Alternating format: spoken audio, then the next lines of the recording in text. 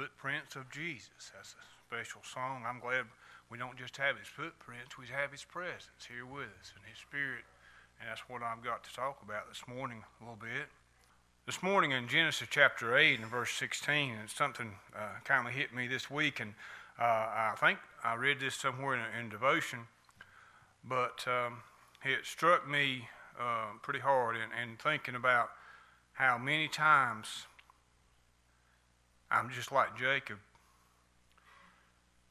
Verse 16 in chapter 28 says, "And Jacob awake out of his sleep, and he said, Surely the Lord is in this place, and I knew it not. And he was afraid and said, How dreadful is this place! This is none other but the house of God, and this is the gate of heaven." How many times have I gone along with my head down and my focus somewhere else and my heart somewhere else and wrapped up in the things of the world or the things of my own little world and the things that I'm doing. And I missed out on the presence, the very presence of God. The other verse I looked at, Psalms 139, the verse 7, it says, "Whither shall I go from thy spirit? Or whither shall I flee from thy presence?" He's everywhere. Where can we go? And I thought about it. You know this to be true, that we see what we look for. If we're depressed or upset or negative, we look for the negative, don't we? Look what I don't have. Look how bad I'm feeling. Look how nobody even shook my hand today, or nobody even asked me how I was doing, or look at this, look at that, how bad it is, how bad it is. I thought about, and what struck me this week is different things. When we bought the car we've got now, we started paying on it. We hadn't bought it yet, but I had never seen one like that. A Mazda CX-5, and I didn't know what it was hardly till I got to looking at it. I liked it. We test drove it and drove it home, and then began to see them everywhere on the road. I mean, I had never seen one hardly before, I didn't think, but there they are. There's 2 or 3 up on the mountain here now I've seen, different times. One sitting right out here, a white one, the autumn drives. But I'd never seen one until I got a hold of that one, and now I see them everywhere. My daughter started working at the Hyundai place. She didn't work there now, but she started talking about the Hyundais, and I never paid much attention to them, but as soon as she started working there, I started seeing them everywhere. They were everywhere. And what I'm saying is, when we look for God in our situations, when things come along and we begin to look for God, when we read His Word and we look for God, we look for what He did and what He has done and what He's doing in our lives, we begin to see Him. He's showing up, isn't He? Just like the cars I'd never looked for before, they're everywhere on the road. Well, God, when we start looking for Him, He's everywhere. Where can we go to get away from His presence? He's everywhere. And I need to be mindful of that. I need to assess and be accessible to Him and to realize God's in this place. God's in this situation. And maybe He's working things different than what I'm thinking about. Maybe I need to just back up just a little bit. What's God got planned for this? What's God got planned for this person? What's God going to work out in their lives? A weird thing happened to me yesterday. And I know y'all think I'm weird anyway, but we was driving down the road, and we'd been down this road several times, and I looked up and I told Donna, I said, there's a green light pole. I don't know if I've ever seen a green light pole before. I didn't know that one was green. But guess what? The next one down the road was green too. And as I started looking, they were all green down that one little patch. I thought light poles were black or brown, but they were green. And that's just that little patch right there. I think they're new, where Helene came through and broke a bunch of them. They replaced them and put them in with the treated, I guess what you'd call them, green. But the point I'm trying to make is, when we look and really look with spiritual eyes, we'll see God. And more than that, in His Word, if we look, we'll see Jesus. I don't care if it's over there in Genesis, where I'm at this morning, and Jacob is looking about, and he's seeing that the presence of God is in this place, and he's kind of scared a little bit because he didn't realize, and maybe he wasn't on his best behavior. Maybe he wasn't doing the things he's supposed to be doing. And he said, this is the very gate of heaven. When we wake up, and I wake up, and I realize how present he is in my life. And I was coming up the road this morning, and I don't have a very long drive, but they were singing Amazing Grace. And how precious did that grace appear the hour I first believed. You know, whenever I got saved, that preacher had been preaching a lot of years there. That choir had been singing those songs a lot of times, but I'd never heard him that way before. He showed up for me that day. And he showed up in my life the many times I've needed him. He was there all along, but I didn't catch that. I didn't realize that. I didn't know that I needed saving grace. I didn't know down at the hospital I needed living grace and help in that time. But thank God he showed up anyway. How precious did that grace appear. His presence this morning is very important. It's very precious. We need to be mindful of it. I do. I need to take it serious. I need to be reverent. I need to be honoring his presence day by day, moment by moment. I believe as Isaiah said, I'm a man of unclean lips, when he got up there and saw the things of God and saw the seraphims and all the things going on, the smoke and the Spirit of God moving the whole building. He said, I'm a man of unclean lips. I need to get away from this place is basically what I'm saying. His presence this morning, it's precious. It's spiritual. It's a thing we need to be reverent of and thankful for. I'm thankful for his presence here, aren't you? When he shows up, when he blesses our heart, whenever he brings that message home or that song home, and it comes into our heart, and he gives us that we need for the day and for the week and for the month and for the whole year. Praise his holy name for his presence. Talking about God's presence, John was. Well, their title of our lesson is The Sign of His Presence. So everything's sort of going along. So do you remember whenever you was a small kid, maybe you was on vacation or maybe you went shopping, maybe in a big department store or something like that, and you ended up getting separated from your parents? You ever done that? You turned around and you didn't see them. Fear all of a sudden came upon you. But I think it's actually even worse for parents. You know, I remember one year we were at the beach on vacation. Seth, he was down there at the water. He was less than knee deep. And I turned around, I don't know, talking to someone or something. Anyway, when I turned back around, no Seth. Fear exploded on me. I jumped up, and then when I turned, I saw him playing there in the sand. You know, what a relief that was when I saw that he was okay. For us today, what a relief it is when we may feel uncomfortable, something going wrong or whatever, we feel God's presence. You know, last Sunday we were talking about, you know, there at the deacon ordination service. Before the service, I'll just have to tell you, I was nervous. I was nervous. But, you know, when the service started, I could feel God's presence sitting right there. He was with me. And what a relief that was. As a child of God, as John was talking about today, God is always with us. And we actually have no reason to fear. But how about all the ones that are lost? They haven't accepted Jesus as their Lord and Savior. Bad things is going to happen. So where do they go? What do they lean on? If they depend on themselves, or maybe they depend on a friend, they may be facing a big letdown. People will fail you, but Jesus will never fail you. You know, we will go through life or storms in our life. going to happen.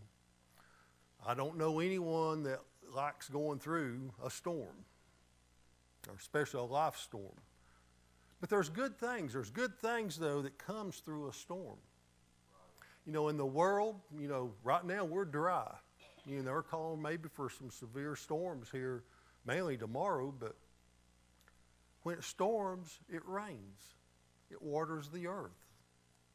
But in life, a storm can cause us to grow in faith in Jesus.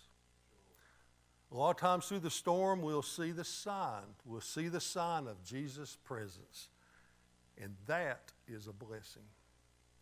You know, in our lesson, we're still in the book of John, and Jesus had just fed the 5,000 with 5 loaves of bread and 2 small fish.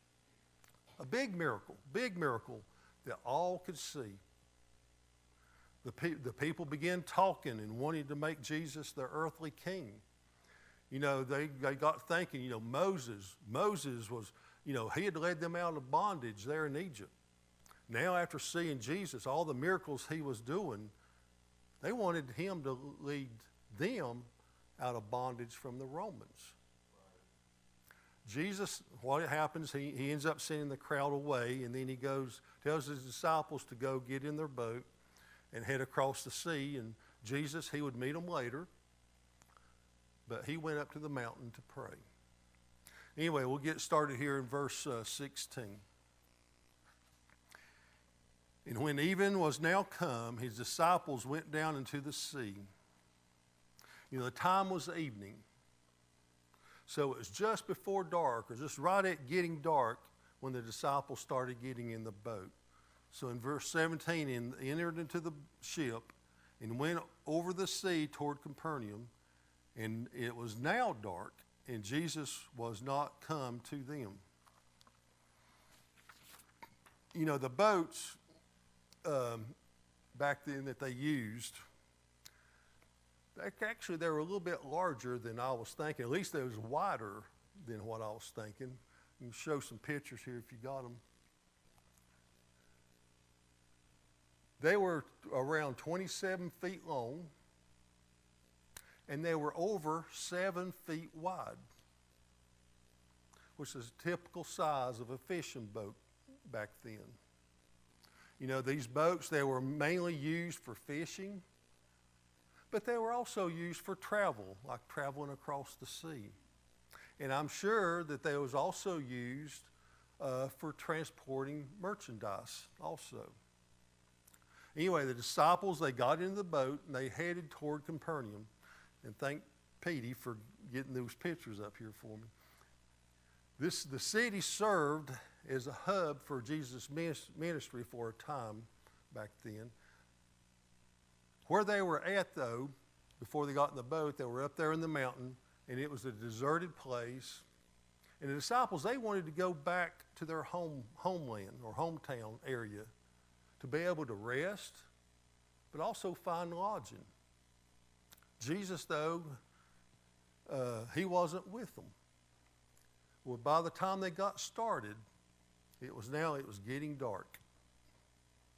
Now, if you think about these disciples here, some of them, they were experienced fishermen, but also they were experienced navigators. But they didn't travel across the sea at night. Darkness would be a great obstacle for them.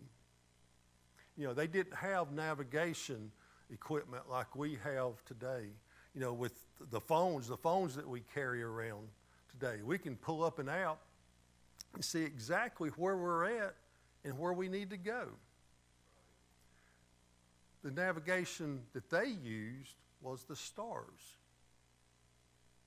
But what if it got cloudy? You would have no reference points, and it would be easy. It was so easy to get turned around and lost out there in the middle of the water with no reference points. Well, it was cloudy, so they had a problem right from the start. You know, they may have seen the storm way out there at the sea, and maybe they rushed to get in the boat to try to beat the storm. How often do we maybe see a storm possibly arising in our life, and we rush around to try to beat the storm?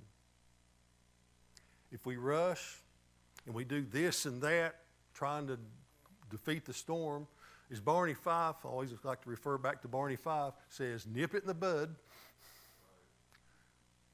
Maybe, just maybe, I can defeat this storm before it grows. How often does that work out for you? Now, I'll make a fair point here. It's usually better to at least try than sit back and do nothing. But if you don't have Jesus involved, who actually can control the storm, you yourself probably can't defeat the storm. We all need Jesus. We all need Jesus involved. Just like the disciples, they were going to need Jesus. Here in verse 18, and the sea arose by reason of a great wind that blew. Disciples were now facing a storm. It was dark, it was cloudy, they had no reference points to know if they were heading in the right direction. The wind gets up. John calls it a great wind. The waves get up. Matthew says the boat was tossed with the waves. In darkness and being tossed about with the waves, the disciples, they were in trouble. Now they were experienced fishermen, and they were boatmen. They were strong. And in Mark it says they were towing and rowing. Their strength, though, was proving to be insufficient for the fierce storm. They felt weak. They felt helpless. You know, we all have storms in our life. We may not be in a boat fighting the wind or the waves. Our storm may be financial, it may be a sickness, or it may just be sin in our life, just to name a few things. All kinds of storms that we face. The storm, though, it can be so large that it can make us feel weak and helpless. And that's understandable when a person deals with the problems on their own. But when we put our faith in Jesus, we will feel His presence. We're not alone. Just like John was talking this morning. Jesus here, you know, He probably knew the storm was coming, and He allowed this storm to come. But He would show the disciples another miracle and build their faith even more. In verse 19, so when they had rowed about 5 and 20 or 30 furlongs, they see Jesus walking on the sea and drawing nigh unto the ship, and they were afraid.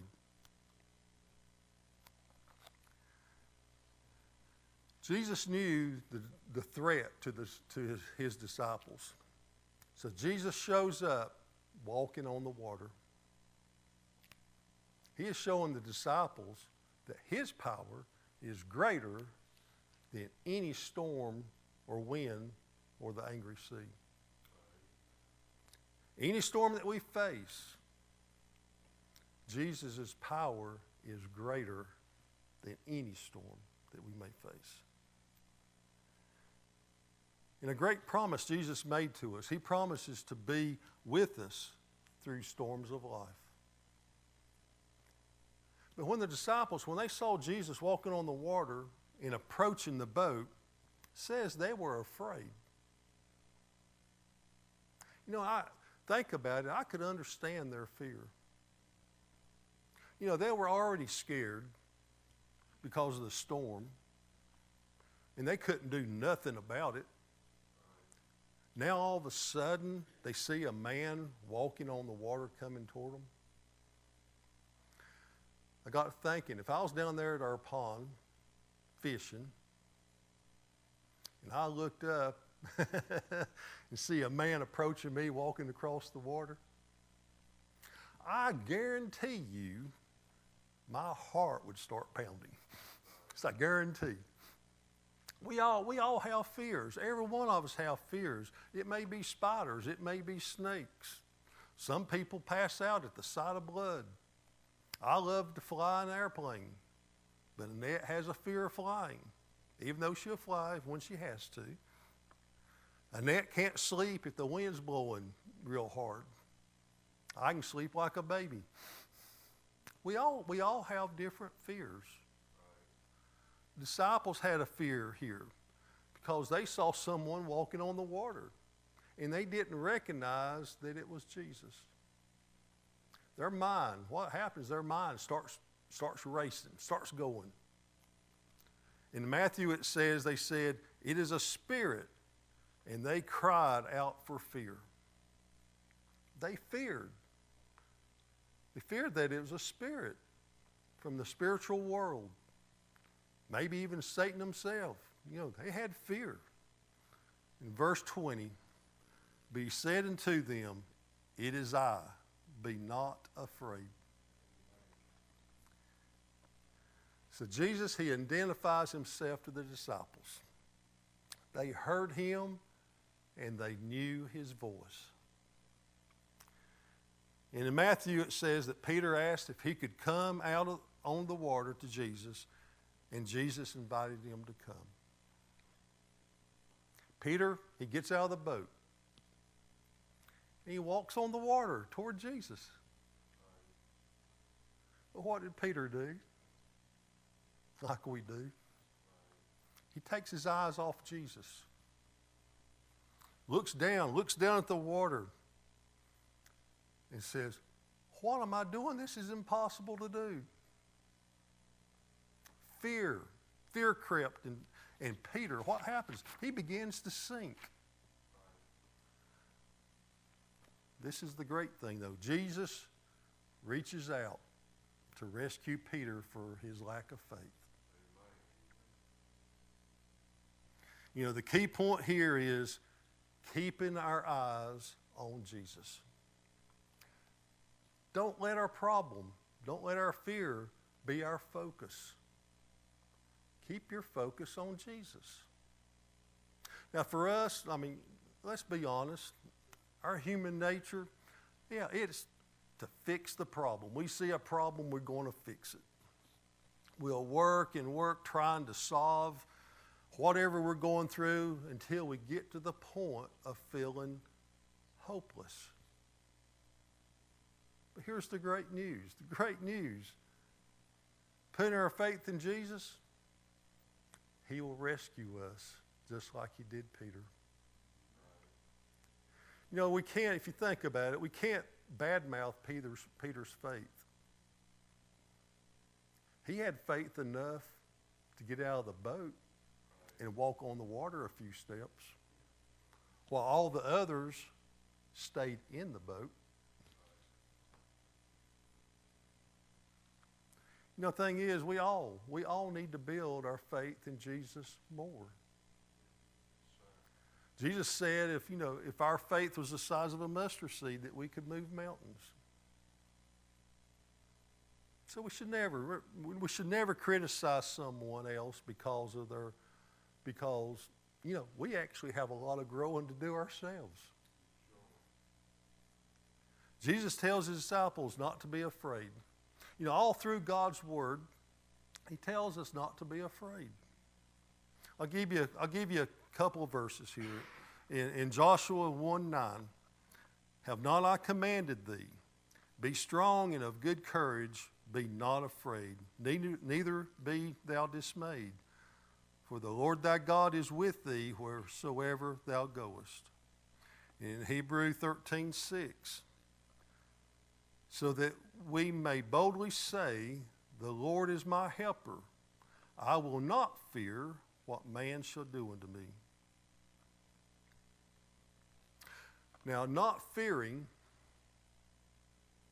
doesn't mean that we can just do foolish things. We should never, we should never think that we're stronger than a temptation. But the Lord has promised us that He's going to give us strength and be with us during a life storm that we may face.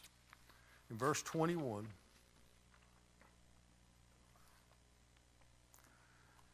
and they willingly received him into the ship, and immediately the ship was at the land whither they went.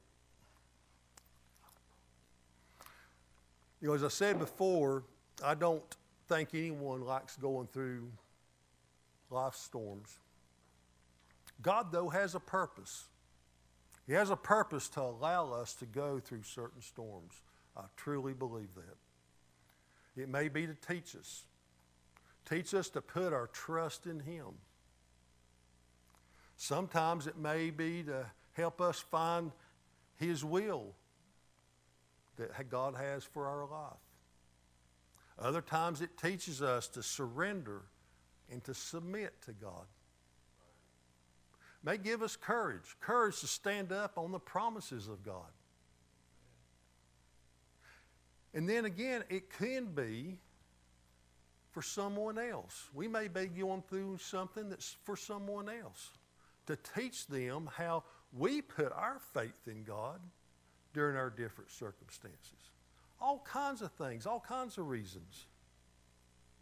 But Jesus, He helped the disciples through the storm they faced. And He's going to do the same for us today. Yes, sir. You know, after the disciples knew that it was Jesus walking on the water, they invited Him in the boat. When we're going through a storm, we also need to humbly invite Jesus into the storm of our life. When Peter began to sink into the water, Peter cries out to Jesus to save him. You know, when we pray for our concerns that we may have, or whatever we may be going through, our prayer, it's not required that our prayer has to be a lengthy prayer. Just because there's a lot of words that we say, that's not what impresses God. It's what comes from the heart. All we may need to say is, God, help me. You know, God knows what we need, and also the Holy Spirit will help us pray for our circumstances that we may be going through. When Jesus entered the boat, the winds and the waves calmed right down. And then another miracle happened. And for some reason, I'd never seen this miracle. They were right there where they were aiming to go. It says it was at the land whither they went. The impact of God's presence in our life. Our circumstances a lot of times may not be diminished much, or the storms may stay severe in our life for a while. But God's presence will help us navigate through whatever it is that we may be going through. You know, when Jesus entered into the boat and brought peace, in Matthew it says the disciples worshiped Him. And then they said, of a truth thou art the Son of God. They saw the power of God controlling the winds and the sea. The storm they went through, what it did, it concreted their faith in Jesus. You know, in our life, we will face, it's a guarantee we're going to face many things. But as a child of God, what a privilege it is, first of all, just to be a child of God. But as a child of God, we have no reason to fear. You know, we can see the sign of His presence. You know, living in this sinful world, a lot of times it can be a challenge. Keeping our eyes on Jesus and grow in our faith. Don't let fear control our life. And the way we can do this is why we can do this. God promises to be with us.